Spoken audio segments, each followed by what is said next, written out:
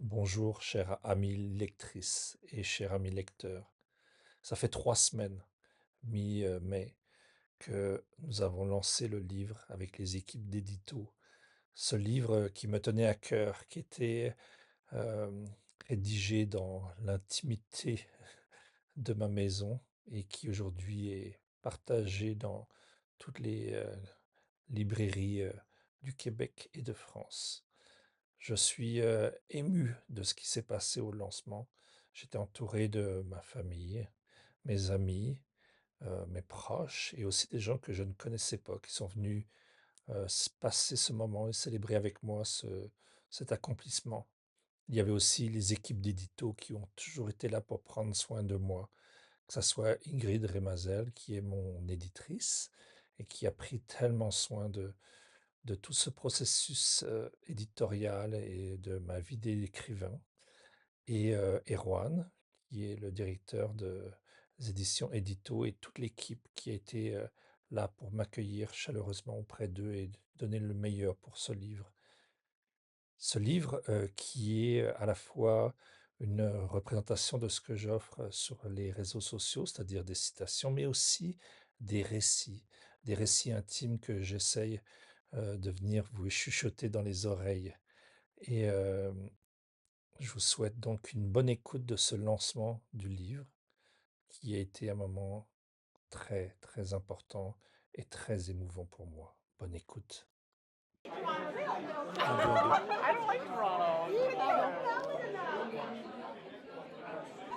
Donc bonsoir tout le monde, je m'appelle Ingrid Remazeille, je suis l'éditrice et l'heureuse éditrice de Régis Carlo dans la maison d'édition Édito. Et on est très ravis ce soir de tous vous accueillir pour évidemment ce lancement de ton premier livre, La sensation émouvante d'être vivant. Donc Régis, tu as quand même réussi à réunir beaucoup de monde ce soir. Ouais, bah, vous pouvez, allez-y, bah oui, oui. Alors, vous le connaissez souvent comme ami, collègue, membre de la famille, etc. Mais ce soir, vous le découvrez comme auteur. J'ai préparé une petite série de questions que Régis ne connaît pas. Il voulait garder la surprise et la spontanéité de ses réponses. Donc, une petite série de questions pour justement vous faire découvrir cette petite facette-là d'auteur, de cette personne que vous connaissez jusqu'ici. Alors, à découvrir. Donc, la première question que je vais te poser, c'est une facile. Ok. Okay. Les influenceurs, généralement, nous font des routines beauté, nous font des routines santé. Les auteurs ont plutôt une routine d'écriture. Oui. Est-ce que tu en as une? Oui. Café, thé, nuit, jour, en pyjama? Jamais, on va dire, jamais un temps précis, jamais un instant précis, mais j'ai toujours la même routine. C'est-à-dire que la première chose que je fais, c'est si j'ai pas une chanson dans la tête, si j'ai pas une musique dans la tête, j'écris pas. J'arrive pas à écrire. Déjà, on va dire quelques jours avant de me décider à écrire, je m'entraîne. C'est-à-dire j'écris des petites choses qui sont sur ma vie, sur autre chose que ce pourquoi j'écris. Puis après, je mets une musique et il faut que la musique me rentre dans la tête. C'est-à-dire je vais l'écouter pendant 10 minutes, 15 minutes et il y a un rythme qui arrive. Et quand j'ai ce rythme-là, il y a comme, je commence à écrire. Et donc je suis le rythme, je suis le rythme et je me laisse porter par le rythme de la musique. Et donc des fois, il y a une chanson, j'essaie de mettre des écouteurs pour les voisins. Euh, mais je peux écouter une chanson pendant des heures, une seule chanson. Et après, mais jamais par contre 2 fois la même chanson pour le même texte. Donc, pour avoir une routine aussi précise, c'est que tu t'écris depuis longtemps. Ouais. Ça, je pense que tout le monde Ouais. le sait. Ouais. Mais ce qui était intriguant, c'est que tu as quand même écrit des livres que tu n'as pas publiés. Oui. Ça, vous allez le savoir dans les premières pages. Hein. Je ne donne pas de punch outre mesure. Mais donc, tu as déjà écrit des livres qui n'ont pas été publiés. Oui. Tu écris des citations. Mais pourquoi ce livre? Pourquoi il fallait que ce soit celui-là qui soit publié? Tu n'as pas voulu les questions avant. Très bonne question. Pourquoi celui-là? Il y a eu plusieurs phases pour arriver à ce livre-là. La première phase, quand j'ai rencontré Erwan, la première fois, j'étais vraiment dans une colère et je voulais parler de spiritualité, je voulais parler de la vie, de la guérison, mais j'étais tellement en colère que j'essayais de trouver des citations. Je voulais être philosophe. Et puis, ça n'a pas marché. Après, on s'est rencontrés, puis j'ai sorti un livre qui était vraiment très autobiographique. Et puis, là, c'est là où tu m'as dit, non, pas. Donc, Erwan m'a dit un peu plus autobiographique. Tu m'as dit moins autobiographique. Et puis, et On là, s'était parlé hein, ouais. quand même. Mais c'était parfait parce que ce que ça a fait sortir, c'est qu'est-ce que je veux vraiment écrire et qu'est-ce que je voulais vraiment écrire. C'était un livre où on se sent vivant quand on le lit. Un livre où quelle que soit la vie qu'on a, quelles que soient les épreuves qu'on a, ou même si on n'a pas d'épreuves, on n'est pas obligé d'avoir des épreuves, mais quelle que soit la vie qu'on a, on en sort grandi. On a le droit d'être qui on est, on a le droit d'être. On est parfait comme on est grand comme on est. On n'a pas besoin de faire des choses exceptionnelles pour être aimé. Et donc, c'était toute cette chose-là, toutes ces choses qui rendent vivant, qui sont bien résumées dans le livre d'ailleurs, dans le titre. Cette sensation émouvante d'être vivant, quand on prend toute notre vie et qu'on met ça là-dedans, pour moi, c'était ça un peu le but. Mais c'est un livre, même s'il est un peu pas trop autobiographique, c'est un livre qui parle de toi, de ton cheminement, ça c'est certain. Mais malgré tout, il aborde des thèmes universels. Oui. Donc, comment, dans ta façon de le penser, de le travailler, de le faire évoluer, tu as réussi à gommer un peu ce que je vais appeler l'ego de tes expériences? Comment tu as réussi à faire ça pour justement ne garder que ce qui concerne un peu tout le monde, pour toucher tout le monde? Justement, tu sais, quand on a commencé à travailler ensemble, ça a été un peu ce travail-là qui s'est fait. Et c'est vrai que la première chose que je me suis dit, c'est écris pas pour plaire. N'écris pas pour que le livre plaise. C'est drôle à dire, hein, mais je voulais trop plaire. Je voulais montrer, déjà, je voulais plaire en tant que moi-même. Je voulais plaire en tant qu'écrivain. Et à la fin, je voulais que mon livre soit comme... tu sais, je faisais la blague il n'y a pas si longtemps que ça, je voulais que ça soit un Goncourt, quoi. Donc, et quand tu gommes tout ça, après, il reste l'essentiel. Je pense que c'est là où la simplification se fait. On enlève des passages qui sont regardez-moi vivre, regardez comment j'ai bien vécu ou comment j'ai bien guéri, des choses comme ça. Donc on enlève tous ces passages-là et on garde l'essentiel. Et l'essentiel, c'est ça qui nous lie, je pense. C'est quand on gomme un peu toute cette volonté d'être, de plaire. Ouais. Qu'est-ce que tu as trouvé le plus... Ça, c'est une question peut-être un peu bateau, mais que la réponse est quand même très différente d'un auteur à l'autre généralement et très révélatrice. Qu'est-ce que tu as trouvé le plus difficile dans le processus éditorial? C'était la première fois que tu traversais ce processus-là, donc d'avoir un titre avec 2 éditeurs. Qu'est-ce qui a été le plus difficile? Qu'on me dise pas que c'est génial. Ah. C'est oh waouh, c'est vraiment, tu sais, tout le monde se roule au sol et puis non. Je pense que le plus difficile, c'est de se remettre en question. Il y a des, tu sais, quand tu donnes un avis éditorial sur quelque chose, ça vient chercher comme l'identité.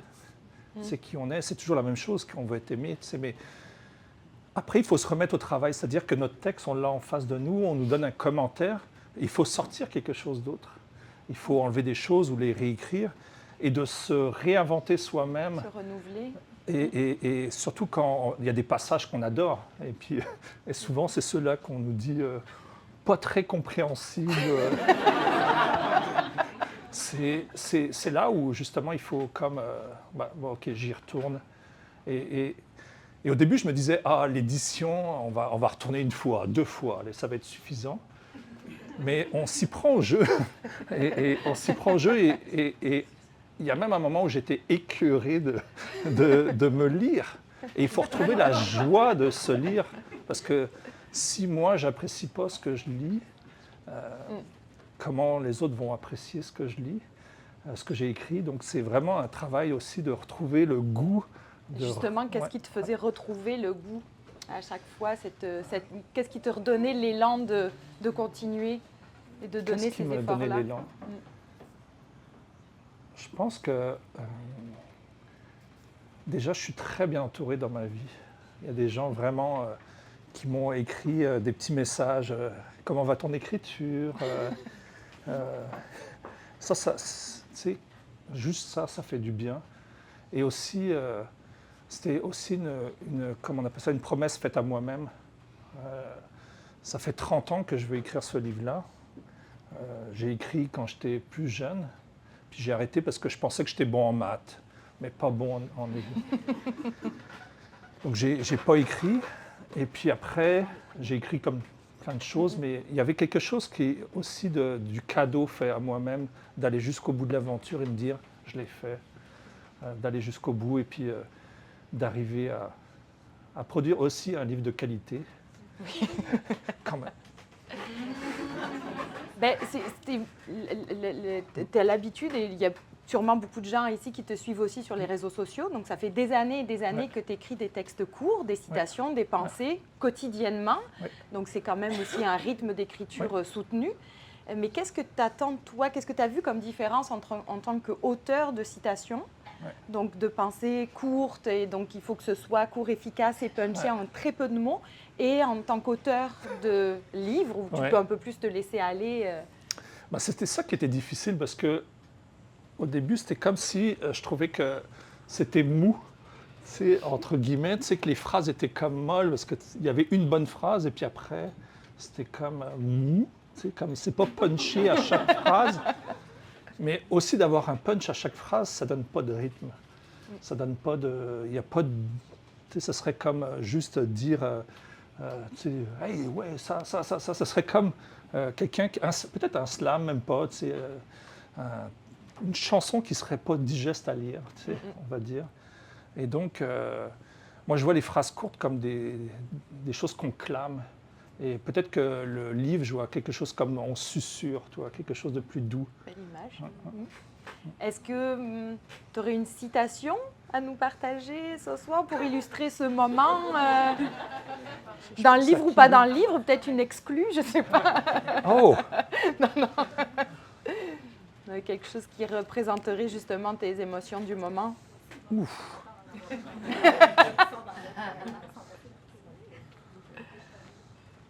Je cherche, excusez-moi, mais je vais prendre la première parce que pour moi, elle est comment on appelle ça? Elle résume un peu comment j'ai senti l'écriture justement. Je parlais de la musique tout à l'heure pour écrire, mais plus que la musique, j'avais toujours l'impression d'être face à la mer quand j'écrivais. J'ai besoin de sentir ce vent. Je ne sais pas, c'est une image un peu bizarre, mais j'ai besoin de me sentir assis devant une falaise, au bord d'une falaise, devant la mer. Et donc, je pense que la première citation, elle résume bien. C'était j'étais face à la mer, en respirant, j'étais bien. Juste un peu de silence en soi est parfois nécessaire pour sortir tout notre être, toute notre âme. Et donc, c'est ça. C'est un très bon choix. Tu parles beaucoup de musique depuis justement que tu écris en musique, que là encore tu viens d'y faire référence. Pour finir, ce serait quoi l'ambiance musicale dans laquelle tu nous conseillerais, tu conseillerais à tes futurs lecteurs de lire et de te découvrir en tant qu'auteur et de te lire justement? J'ai mis une playlist hier soir en ligne sur Spotify, mais en gros, ça irait. Il y a un groupe québécois qui a fait une chanson qui s'appelle Les Raccourcis. Je ne me rappelle plus du nom du groupe, mais les paroles sont magnifiques. Mais après, ça serait beaucoup de chanteurs et auteurs bretons, ça c'est sûr, parce qu'ils vivent au bord de la mer et ils ont ce côté très marin, comme Yann Tiersen. Mais j'écoute aussi des Islandais qui sont au bord de la mer. Olafur Arnald, des gens comme ça. Vraiment, c'est quelque chose un piano, quelque chose qui a quand même un rythme et qu'on sent un peu le vent, le rythme, quelque chose qui plane. Quelque chose d'envoûtant quand même. Alors c'est ça qui est enveloppant aussi. Et le piano, c'est un peu ça d'ailleurs, c'est un côté doux, mais à la fois, ça tape. Donc je dirais que C'est un peu ça Donc que c'est le j'aime. rythme Ouais, dont le tu parlais rythme, ouais. des chansons que Ouais, tu pouvais écouter exactement. pendant que tu Ouais, il y en a écrivais. quelques-unes dans la liste que j'ai beaucoup écrit dessus. Voilà. Est-ce que quelqu'un dans la salle a une question? Avant que je laisse Régis finir ce petit entretien. Oh, il y a un doigt là-bas. Monsieur. Allô, Régis. Moi, j'aimerais te poser une question qui n'est pas dans le livre, mais qui fait partie du livre. Donc, la question est la suivante. Qu'est-ce qui n'est pas dit dans le livre, qu'on ne sait pas, mais que tu veux nous révéler, qui a un impact marquant dans la Attends, j'ai pas entendu si tu disais. Donc, qu'est-ce qui n'est pas dans le livre, Ouais. qui te représente profondément, qui n'est pas dit, mais que tu veux nous révéler? Ben, je peux te dire que la première citation que j'ai mise dans le livre, c'est Sioran, qui dit que les livres qu'on devrait écrire sont seulement les livres où on s'ouvre, et j'ai rien caché. J'ai caché peut-être des histoires familiales parce que ça intéresse moi, mais à part ça, je n'ai rien caché sur qui je suis. Vous allez avoir accès à toute ma douceur. Moi, je vais juste, avant de te laisser le mot de la fin, je remonte un peu. Je voulais juste te féliciter vraiment beaucoup pour le travail que tu as accompli. Parce que je pense qu'on a été des témoins privilégiés, Erwan et moi, de tout ce chemin-là depuis plusieurs mois. Etc. Vraiment, tu as fait un travail incroyable d'auteur. Vraiment. Beaucoup de résilience et d'envie de livrer le meilleur à des lecteurs. Puis cette envie-là, parfois, elle peut être un peu plus dissoute. Et je l'ai vu vraiment en travaillant avec toi. Puis je voulais le souligner parce que c'est pas toujours comme ça. Et c'est une grande force, justement, des bons auteurs et des auteurs qui perdurent dans le temps.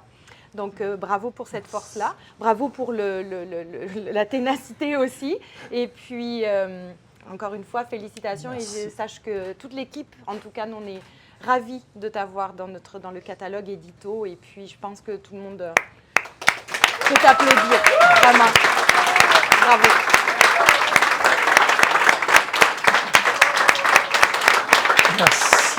Merci beaucoup. Je vais dire un petit mot rapide.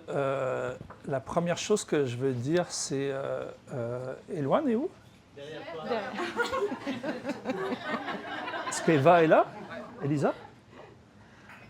En tout cas, je voulais rendre hommage à mes enfants. Eux autres, parce que souvent je discute avec eux de l'écriture du livre. Il y a des passages sur eux, je l'ai validé avec eux, mais on a souvent discuté de ce qu'est le livre, qu'est-ce qu'est écrire, et puis et ils m'ont vraiment soutenu. Ça a été incroyable. Et la deuxième personne, Geneviève, qui se cache. Et donc, c'est facile de dire « Ah, j'écris des phrases courtes, ah, j'écris un livre », c'est facile de montrer comme ça, mais un jour, moi, avant d'écrire des phrases courtes, je publiais les phrases courtes des autres.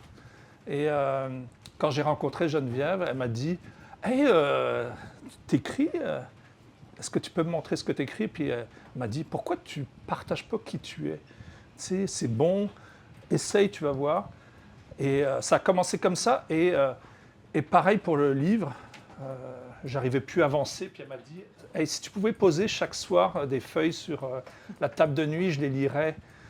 Ça serait génial. » Et donc, c'est grâce à elle si aujourd'hui j'ai fini ce livre. Merci, je t'aime, mon amour.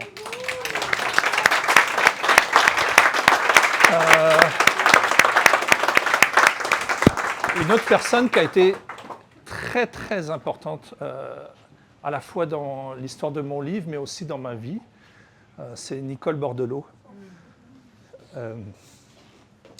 Vous allez découvrir comment je vois Nicole au yoga, enfin en méditation. J'ai beaucoup parlé d'elle dans le livre, mais Nicole est arrivée dans ma vie à un moment où j'en avais besoin. Et puis elle est là depuis, mais surtout, imaginez-vous, on est au début de la pandémie, ça fait 2 semaines qu'on est tous enfermés, et je reçois un petit message dans les réseaux sociaux. C'est Nicole qui me dit « Hey, t'en es où dans ton écriture ?» Puis je lui dis « Hey, je suis nulle part, là, je suis perdu. » Puis elle me dit « Hey, je dis j'ai un livre, j'ai un début de livre prêt, mais je ne sais pas où je vais. » Et elle me dit « Je vais envoyer un petit mot à mon éditeur, qui est Erwan. » Et donc Nicole a été là, et la personne qui m'envoyait souvent des petits mots et qui me faisait chaud au cœur et qui me faisait reprendre le travail, c'est Nicole. Hey, t'en es où et ça sort quand et merci Nicole, tellement merci, tellement. Merci.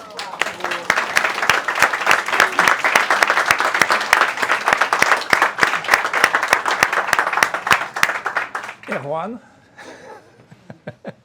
Ah là là. C'est touchant de rencontrer des gens comme Erwan. C'est quelqu'un qui veut mettre la littérature au service des gens, mais pas que ça, qui veut mettre pour les humains, que ça fasse du bien, et qui croit dans ton écriture juste en lisant quelque chose qui était en colère, qui allait peut-être presque nulle part, mais je te remercie beaucoup de ta confiance, de m'avoir donné cette chance-là, de pouvoir aller jusqu'au bout de cette aventure. Ça me touche beaucoup.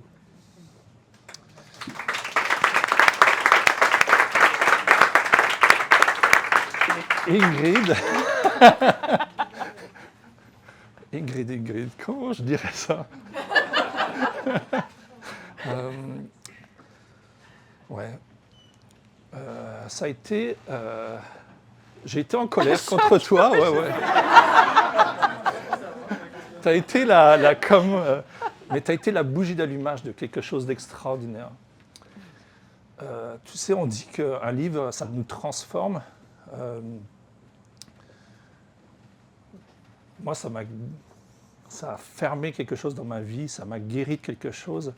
Et si tu n'avais pas été qui tu es, si tu n'avais pas fait ces remarques, je pense que j'aurais jamais vécu ce que je vis actuellement et d'être bien dans ma vie. Et en plus d'avoir fait un superbe livre, et j'ai appris à faire confiance grâce à toi. Et donc, merci de m'avoir permis tout ça. Et longue vie au livre. Ah oui. Et puis, merci à vous d'être là ce soir. C'est incroyable. Je vous dis, là, c'est... J'ai perdu à peu près tous les noms des gens que je vois devant moi. Je vis un truc, un blackout incroyable. Mais merci d'être là. Et merci d'être là, c'est tellement touchant. Et puis, je vous remercie chaleureusement. Et puis, j'ai hâte de signer vos livres et de vous faire des câlins. Et puis, passez une belle soirée. Puis, profitez-en pour parler avec les uns et les autres, parce que je peux vous dire un truc, c'est que je vois les visages qui sont là et vous êtes tous les plus... comment on va dire ça? Je ne trouve plus mes mots. Mais les plus inspirants les uns que les autres. C'est très bon à voir. Et donc, merci.